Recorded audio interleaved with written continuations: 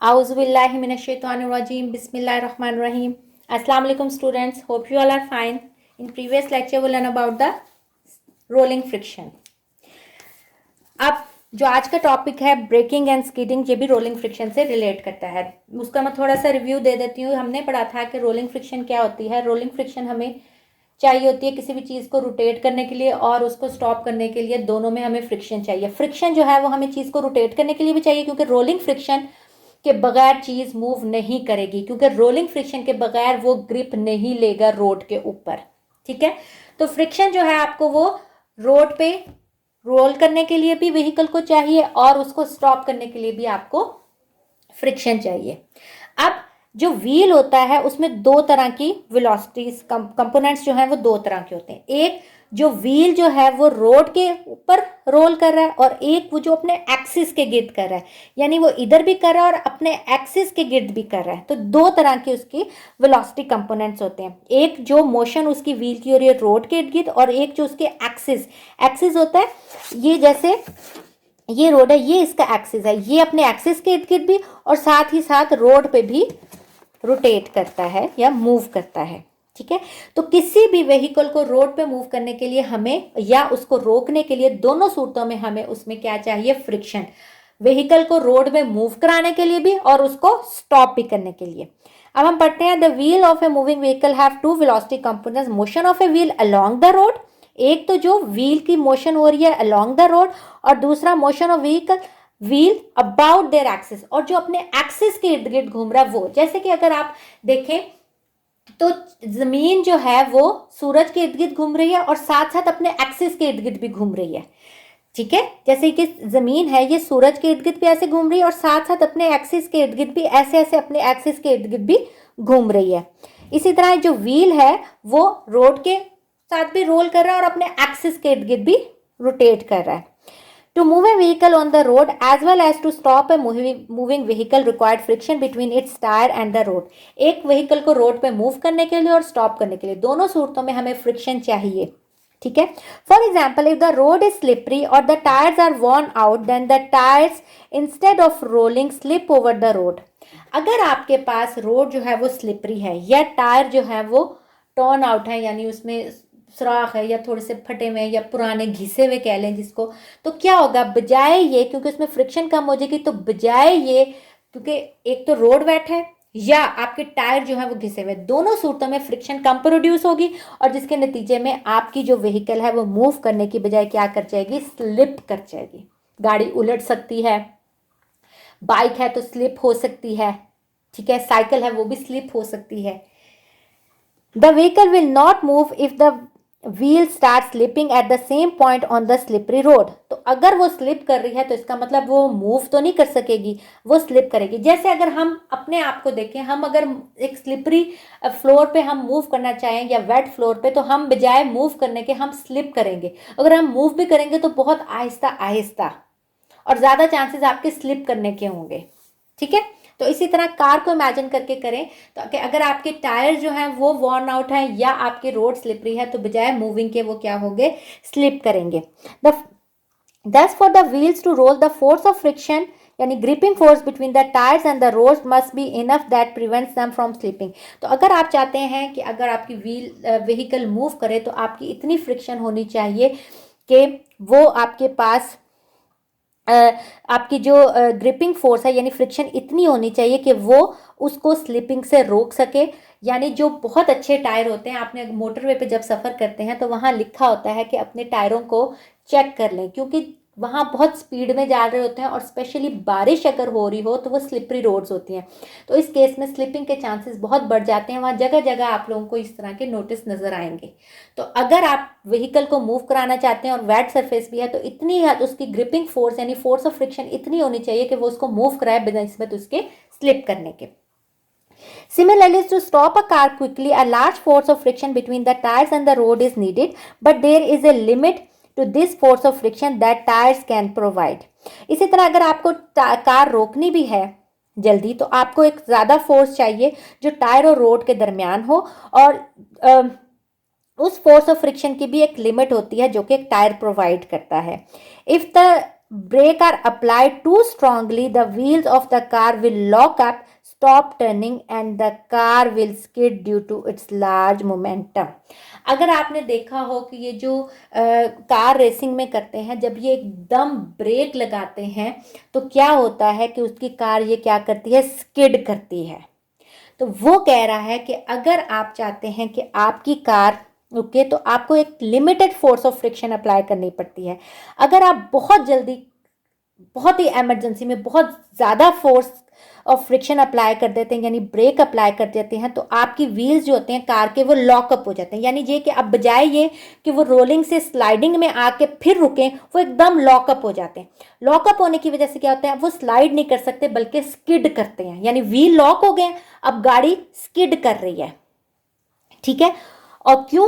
क्योंकि उसके अंदर मोमेंटम बहुत ज़्यादा होता है. यानी उसके अंदर जो अभी उसका जो वेलोसिटी होती है, उसके अंदर जो उसके मास और वेलोसिटी होती है, वो भी उसके अंदर मोमेंटम होता है, वो उसको भी रोका नहीं होता.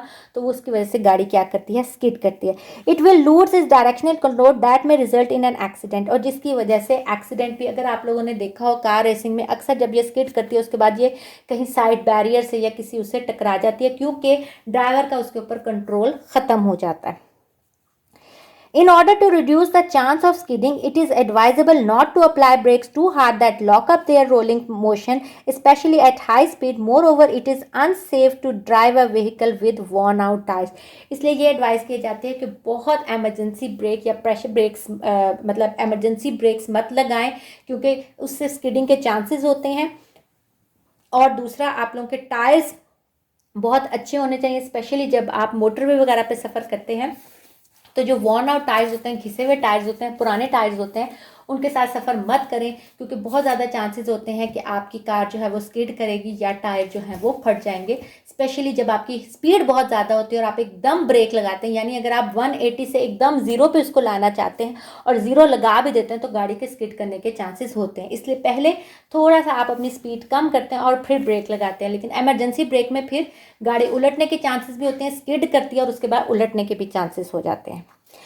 अब फ्रिक्शन के एडवांटेजेस भी होते हैं और डिसएडवांटेजेस भी होते हैं. हमने पढ़ा था कि एडवांटेजेस इसके बाद हम अगर फ्रिक्शन ना हो तो हम चल ना सकें, गाड़ी रोल ना कर सके, क्योंकि रोलिंग फ्रिक्शन होगी तो ही वो इसको अप्लाइड मतलब फोर्स देगी, रिएक्शन फोर्स, जिसके नतीजे में गाड़ी आगे मूव करेगी. लेकिन फ्रिक्शन की वजह से कुछ उसके डिसएडवांटेजेस भी हैं. यानी जितनी हम एनर्जी प्रोवाइड करते हैं या फोर्स अप्लाई करते हैं, उसका बहुत सारा हिस्सा जो है वो फ्रिक्शन की वजह से लॉस हो जाता है.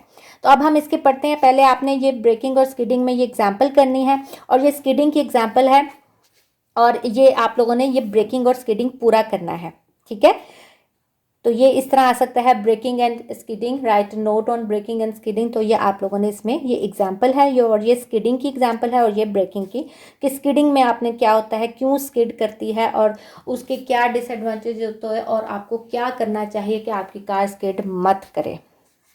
Advantages and disadvantages of friction. बाकी आप लोग जब स्कूल में आएंगे तो हम आपको डिटेल में विद हेडिंग्स और विद आप लोग नोट्स में से देख लेंगे, तो आप लोगों को खुद पता मिल जाएगा. और अगर किसी स्टूडेंट को के पास नोट्स नहीं है या उसको कोई मसला है, तो वो जब स्कूल आएगा तो टीचर जो है वो उनको विद हेडिंग जो है वो बता देंगे. अब friction has the advantages as well as disadvantages. Friction is undesirable when moving at high speed because it opposes the motion and thus limits the speed of moving object. Most of our useful energy is lost as heat and sound due to friction between various moving parts of the machine. In machine, friction also causes wear and tear of their moving parts. वो कहता है जब आप high speed पे जाए होते हैं तो फ्रिक्शन हमारे लिए अनडिज़ायरेबल भी ये होती है, क्योंकि आपकी जितनी आपने उसको स्पीड दिया उतनी उसमें जो है फ्रिक्शन की वजह से उतनी आपके पास एनर्जी जो है वो वही हासिल नहीं हो रही, बल्कि बहुत सारी यूज़फुल एनर्जी जो है वो वेस्ट होती है. और दूसरी फ्रिक्शन का नुकसान ये है कि आपके जो मूविंग पार्ट्स होते हैं वो भी ख़राब होते हैं, उनके वेयर एंड टेयर की बार बार ज़रूरत पड़ती है. However, sometimes friction is most, ये आपके पास आ गया था डिसएडवांटेजेस. अब आगे हैं उसके advantages. Friction is most desirable if there is no friction between paper and pencil we can not write. अगर हमारे पेपर और पेंसिल के दरमियान फ्रिक्शन नहीं होगी तो हम लिख नहीं सकेंगे। फ्रिक्शन की वजह से ही वो घिसकता है और हम जो है उस पर लिख सकते हैं। Friction enable us to walk on the ground. Friction की वजह से ही हम ग्राउंड पे चल सकते हैं, हमारा जो फुट है वो ग्रिप करते हैं फ्लोर पे, वरना अगर इसलिए स्लिपरी फर्श पे हमारी क्योंकि फ्रिक्शन जो है वो कम होती है, इसलिए हमारे स्लिप होने के चांसेस ज़्यादा हो जाते हैं। We cannot run on a slippery ground. A slippery ground offers very little friction. Hence, anybody with tries to run on a slippery ground may meet an accident. Similarly, it is dangerous to apply brakes with full force to stop a fast moving vehicle on a slippery road because it could not. ठीक है, इसलिए वो कहता है कि अगर हम लोगों के पास फ्रिक्शन ना हो तो हम चल नहीं सकेंगे। अगर हम क्योंकि स्लिपरी रोड पे फ्रिक्शन कम होती है या स्लिपरी फर्श पे फ्रिक्शन कम होती है तो हमारे ज़्यादा चांसेस होते हैं गिरने के या एक्सीडेंट से मेरा यही वो ले रहा है कि हम स्लिप हो जाएंगे एक्सीडेंटली। दूसरा, आपके पास ये डेंजरस इसलिए भी होता है जब आप हाई स्पीड पे ब्रेक अप्लाई करते हैं तो वो क्या होता है, फास्ट मूविंग जो अप्लाई ब्रेक करते हैं तो वो उसके लिए डेंजरस होते हैं, जिसकी वजह से कार स्किड करती है। अगर फ्रिक्शन नहीं होगी तो स्किडिंग के चांसेस ज़्यादा होंगे। ठीक है, इसलिए जब आप स्पेशली वेट फ्लोर होता है और उस पे आप मतलब वेट रोड होती है और उस पे आप इमरजेंसी ब्रेक लगाते हैं तो स्किडिंग के चांसेस भी बहुत ज़्यादा बढ़ जाते हैं। तीसरा आपका एडवांटेजेस ये है कि जो बर्ड्स फ्लाई करते हैं हवा में, ये भी एयर रेजिस्टेंस की वजह से फ्लाई करती हैं। अगर एयर रेजिस्टेंस नहीं होगी तो बर्ड फ्लाई नहीं कर सकती। Birds could not fly if there was no air resistance. The reaction of pushed air enables the bird to fly. जब वो आगे को मूव करती हैं तो जो एयर होता है उसका प्रेशर उनको ऑपोजिट साइड पे होता है, जिसकी वजह से वो आगे मूव करते हैं। ये सेम केस है जैसे व्हीकल मूव करती है कि वो जो फ्रिक्शन है वो ही उसकी अब जो है वो उसकी रिएक्शन फोर्स क्रिएट करती है और जिसकी वजह से टायर मूव होता है। इसी तरह जो एयर रेजिस्टेंस होती है वही बर्ड्स को इनेबल करती हैं कि वो आगे मूव कर सकें। दस in many situations we need friction while in other situations we need to reduce it as much as possible। इसलिए बहुत सारे केसेस में हमें फ्रिक्शन चाहिए और बहुत सारे केसेस में हमें फ्रिक्शन नहीं चाहिए या हम उसको रिड्यूस करते हैं ताकि हमारे लिए वो फ़ायदेमंद हो वो चीज़। ठीक है, अब मेथड्स ऑफ रिड्यूसिंग फ्रिक्शन में क्या है, ये भी अलग से भी आ सकता है। Right the methods of reducing friction. सबसे पहले आप अपनी सरफेस को स्मूथ बनाएं। जितनी स्मूथ सरफेस होगी, हमने पढ़ा था कि जो रफ सरफेस होती है उसमें फ्रिक्शन ज़्यादा होती है, तो अगर आप उसको making the sliding surfaces smooth, आप स्मूथ बनाएंगे स्लाइडिंग सरफेसेस को, आपकी फ्रिक्शन कम हो जाएगी। दूसरा, making the fast moving object a streamline space such as cars, aeroplanes etcetera. और दूसरा, जो आपके मूविंग ऑब्जेक्ट्स है अगर उसकी डेफिनेट शेप होती है तो भी फ्रिक्शन कम हो जाती है।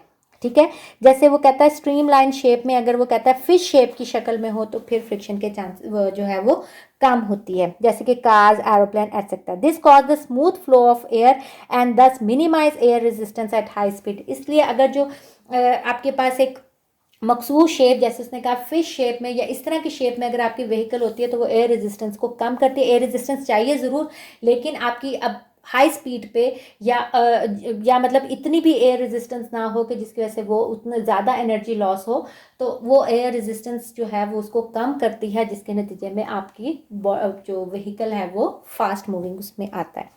Lubricating the sliding surface. अगर आप स्लाइडिंग सरफेस को लुब्रिकेट करें तो भी फ्रिक्शन कम हो जाती है।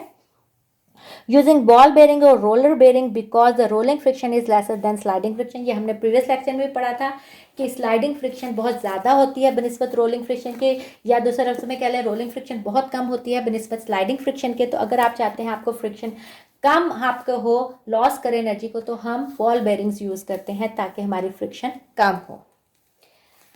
तो स्टूडेंट्स, यहाँ तक आप लोगों ने मैथड्स ऑफ रिड्यूसिंग फ्रिक्शन तक जो है वो आपने याद करना है। हेडिंग्स आप लोग खुद बना सकते हैं, नहीं तो आप जब स्कूल आएंगे तो आप लोग टीचर्स की हेल्प ले सकते हैं। बाकी आप लोग साथ साथ डेफिनेशन, एक्सप्लेनेशन और एग्जाम्पल ये साथ साथ ज़रूर किया करें, और जितना आप लोग कर सकते हैं उतना, यानी इंपॉर्टेंट पॉइंट्स जो मैं बताती हूँ वो साथ साथ ज़रूर किया करें। ओके स्टूडेंट्स, टेक केयर, अल्लाह हाफिज़।